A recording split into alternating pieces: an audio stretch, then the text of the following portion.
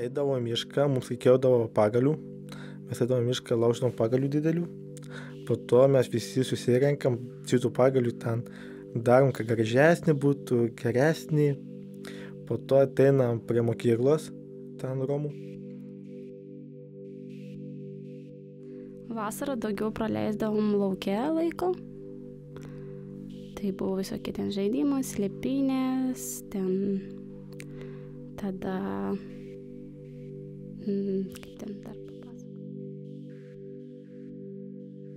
Iš taboro tai čia turbūt Tarzenkė, kur mes visi susirinkdavom ir čia virvė aplink medį ir mes važinėdavom. Daug labai traumų, bet labai faina. Tabore labai daug gerų prisiminimų iš tiesų. Naktimis, kai naktimis žaisdavom slėpynės per visus miškus, per visą taborą. Tai pas mus ten, bet surinkdavom kokių 30 žmonių ir kokias 2-3 valandas vienas ieškodavom. Ir visą laiką ramiai sėdėdavom, laukdavom. Su berniukai žaisdavom volейbolą, tada žaisdavom karą.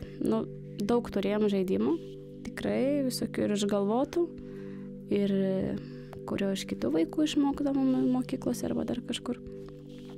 Tai tikrai buvo daug užsiėmimų, nors toks kaip ir dykumas lauke, bet taisyklės buvo visada.